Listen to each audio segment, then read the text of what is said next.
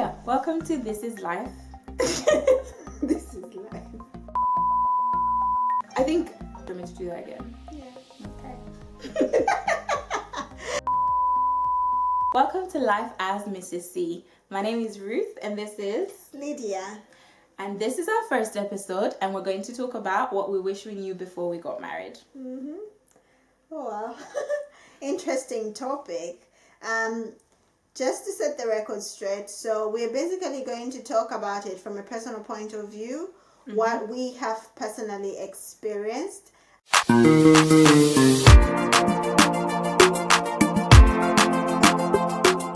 So I'll start off with my first point. My first point is, I'm trying to figure out a way to say it so that it makes sense, because otherwise it can be taken out of context. So I summarized it and to say that I am who I am. So by that I mean, so I'll give you an example. So like before I got married, I had this idea that as soon as I say, I don't know, it's like as soon as I'm married, I'm gonna be this kind of person, like this kind of wife, this kind of, I don't know, I just had so many ideas about myself and some of the things that I would do. Yeah. And I remember though, like in preparation stages, they were like, you know what, this is the time to prepare. Like if there's anything about you that you know you're weak at, this is the time, you know what, this is time for you to be stronger at it, to be better at it. So I knew it. But I don't know, even with knowing all of that, I still had this idea that I was going to be this kind of person. There was going to be a 180-degree turn. And actually, no, there was nothing. 360. Oh, no, yeah. Yes. I came back to me. At some point. Literally. And and I think some of it was also fueled by maybe it was fueled by my ideas of what marriage would be. Expectations as well. And also probably some other people's projections on me. And I think during times when you meet other people and they tell you, when you get married, this and this and this and that. So what is this and this and that? Well, my friends, there's a lot of this and this and that. So I have to just summarize. So yeah, so they would say different things, which in essence, I think in summary, I just wish I took it more as a complete like there wasn't going to be a change. It was just a journey altogether. It's basically building from where you are. Exactly. And nothing's changing. Yeah, there's going to be it's a major change, but really Ruth ain't changing. Ruth is Ruth. And that's it. I am who I am. And there's more for me to learn. There's more for me to, there's more room for me to grow, but I am still Ruth. Yeah. No, I think in summary. Yeah, I think I can relate in some way. I think there's this thing where you, like, I was thinking there'll be something different. Okay? Yeah. And probably for me it was a situation where I'm trying to work on the marriage, right? But then in the process I'm thinking to work on the marriage, I have to be a different person. Yeah. And in the process of doing that, you might lose yourself. Okay? Yeah. So you have to make sure that you don't lose yourself. You have to make sure that, you still have personal goals. Just like you were before, you had dreams, you had goals and everything. They might change when you cross over, might. Yeah. It's not definite that they change, depending on your situation. But they might change and, have your personal goals as well as marriage goals. And as an individual, your personal goals and marriage goals will bounce off each other, because if you are a complete person, you will find that you are giving in as much as you can into your marriage. It's not 50-50. You have to give in your 100%. Yeah. So you have to work on you. Yeah. And working on you means don't lose yourself. Yeah. Be you. Yeah. I'm with you there. So that's my first lesson. Yeah. Or that's one of the things I wish I knew. Yeah. Wow. Whew. So the second point is about what I wish I knew earlier is intention and determination. Okay. And this is so because I think I had expectations that the fact that we are Christians, okay, he's a Christian, I'm a Christian, you know, there's a certain standard. Yeah. Okay. So basically, based on those standards, you also build how far you're going to work. Yeah. Okay.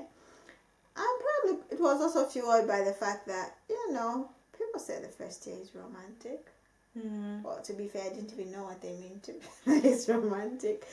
But then I realized that if I knew that from the word go, you put in as much effort as you would in your 10th year, okay, probably that will be helpful. Or in my 3rd year, probably let's drop it down to 3rd year. And it's like you have to go in with the fighting spirit, not fight like fight with him, but fight for it to work. And that means everything that you're going to do is going to be with intention of love. If you're going to iron his shirt, it's not because it's my duty to iron it. It's I love him and I want him to look smart when he leaves the house. So, you know, you put in like every little single thing that you do. You don't leave anything to chance. Yeah. There has to be intention and determination. Yeah. So, yeah. That's a good point. That's pretty good. I don't do that all the time, and it's something that I need to work on. You know, in some areas I didn't have intention. I was just like, okay, you know what, we can leave it to chance. But then as time went by, I'm like, oh, wait a minute. No. You know, like everything needs effort. Yeah, otherwise you can get too comfortable and too complacent. You're just like, actually, I don't need to do this. I don't need to do this. But actually, no, you don't need to, but it's a good way to show love towards your other half. And yeah, awesome. All right, so my second, actually that kind of leads me quite well to my second point, but point 3, I guess. All right, point 3. What I wish I knew before I got married. It's like training on the job. I think that's my summary. It's training on the job. It is. Like, just be ready to train on the job. Yeah. When I was single, I was quite intentional about my at some point, closer to being married, I started becoming more intentional about if I was to get married. So what kind of woman would I want to be? What kind of wife would I want to be? etc. And then you have counseling and you have all this. So I read books. So I did quite a lot to prepare, I would say, for myself personally. And I thought I was equipped. That's the sad I was ready. Which I guess reminds me of, because people told me marriage was hard. And it's not that I didn't agree. I did agree, but it was always that phrase that marriage is hard. I never really got a lot more. Whenever somebody said marriage is a beautiful thing, but it's hard, or it's really hard, but it's still beautiful. There wasn't. That's if you meet some really nice people. Oh, really? No, I did get ones who said marriage was beautiful. I did. But there wasn't more to it, and that was and so it's like I am glad that I prepared, but I don't think. But even though I'm saying that, there's no more adequately prepared. But then when crossing over, you realize that it was not adequate. Like, you can never be adequate. Exactly. That there's no amount of preparation I could have done. So I don't think I could have done. You just have to be ready to learn on the job. Exactly. Which links into I am who I am. So continue to work on yourself, on all the things, because you're still going to be working on them in marriage. And you're going to learn other things about yourself that you're going to start to work on. So that's what I learned.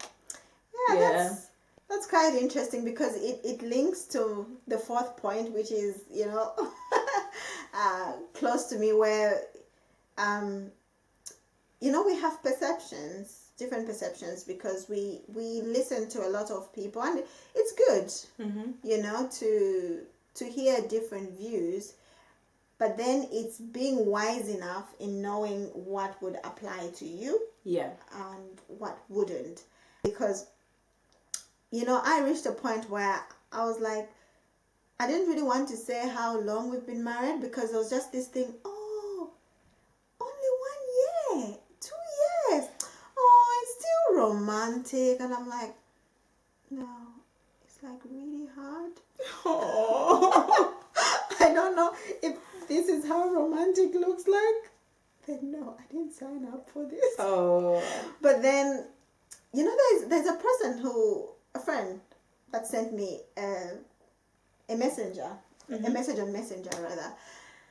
And basically this message was, the first year is your foundation. Yeah. I didn't quite understand what she meant. And around that time, I received a lot of messages, a lot of verses. Yeah. And now I look back, I'm like, I think that's a message that has stood out of most of the things that people said. And I'm not trying to downplay like the other important things that people say, but that particular one stood out because I thought, you know what? I think it would have been nice if,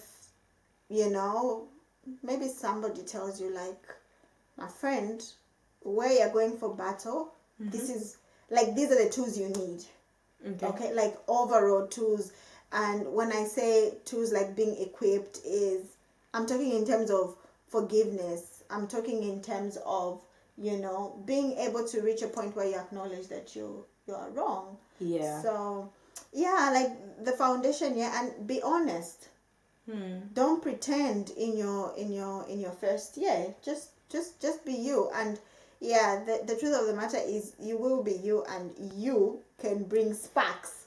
Yes. Oh yeah. So now the journey becomes exciting when you work through those sparks. So yeah. Okay. So you would say that what you wish you knew before you were married was that first year may not be a honeymoon. Yes. Like what everybody else says. Like what everybody else says. Because some people, yeah. For me personally, first year honeymoon, what is that? What's the definition of first year honeymoon? It exists. I get what you're saying, because I would say that my first year was a honeymoon. Yeah. I used to cancel us. I'm a canceller. We matured. We're having honeymoon, canceling everything. And then what happened? Years switched. So, years switched. I became your canceller. My friend.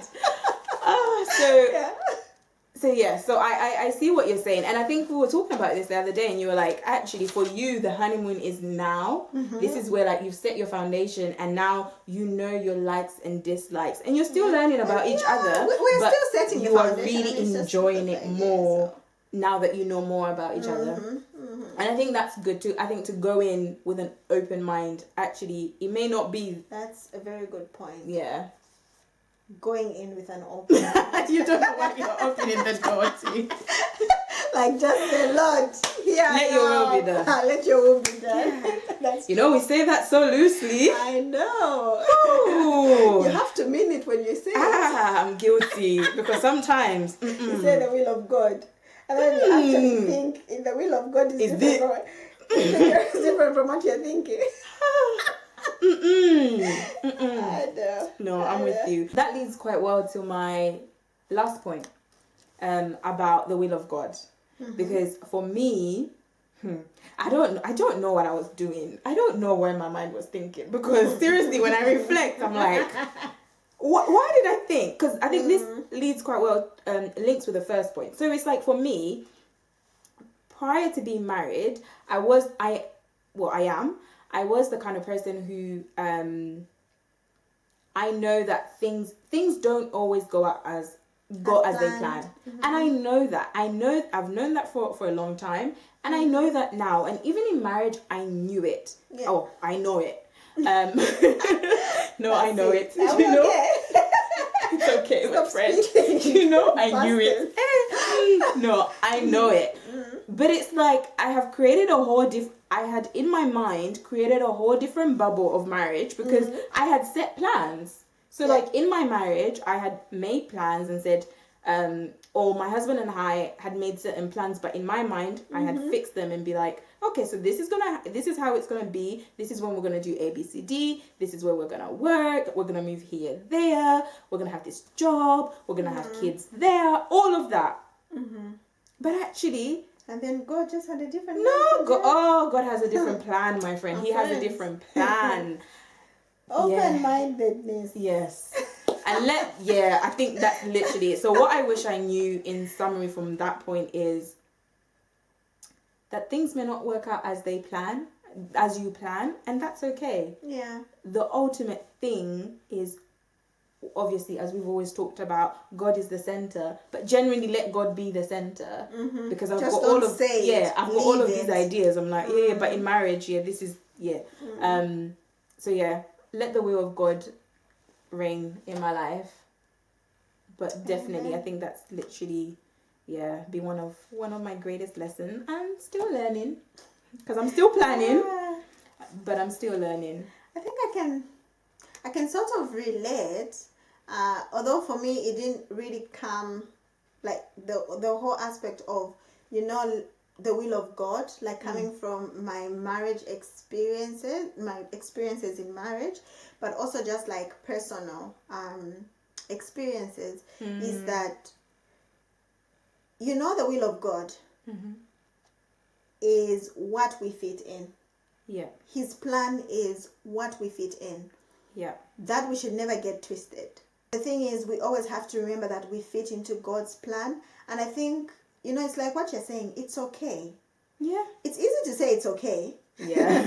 But when actually things are not going the way you've planned them, it can be difficult. Absolutely. It can be really, really difficult. And when you just felt like, you have it all together. You went through counseling and they told you, these things. And then you're like, oh, but it's not really turning out. Just remember, we live in God's plan, not him in ours. Yeah, so, absolutely. Yeah, it's a difficult thing to live, but I personally would say it's a worthwhile. Definitely. Worthwhile thing to do. Yeah. Yeah. Awesome. Yeah. Letting it all out.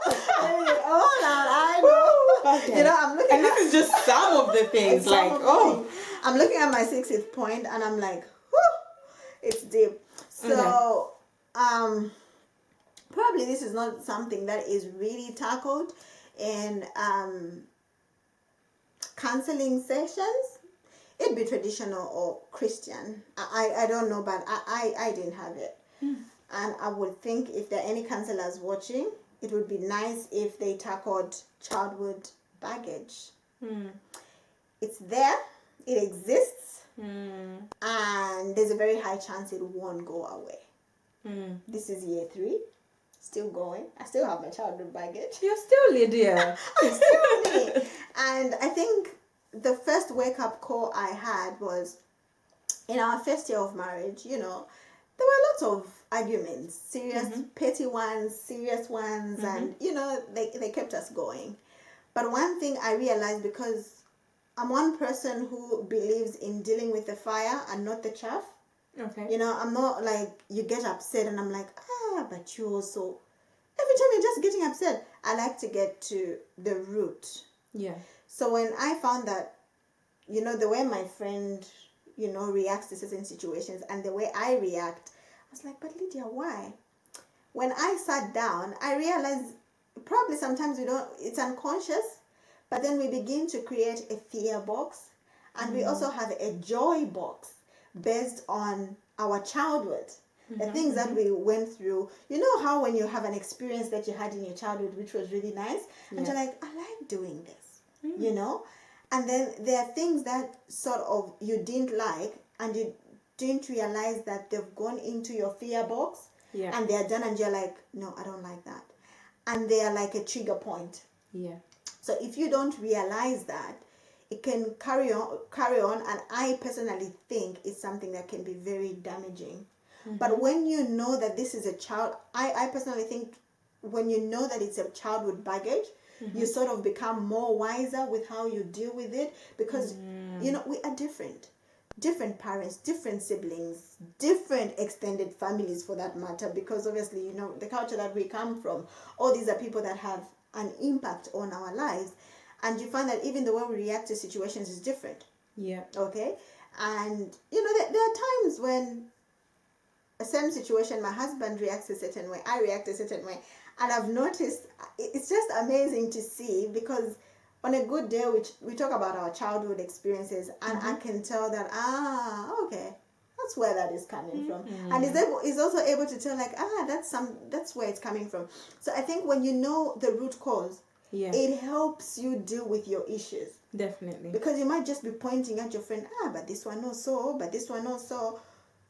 And then you don't really help them because you just continue to castigate them. So I really think this childhood baggage is something that, you know, can be tackled. It's deep stuff. If you like our video, give it a thumbs up. Don't forget to press the subscription button, share, and let us know what you think. Guys, my face is like this because this is our first video, and this girl already knows how to say, please thumbs up, please subscribe button. I'm like, how many YouTube videos have you been watching?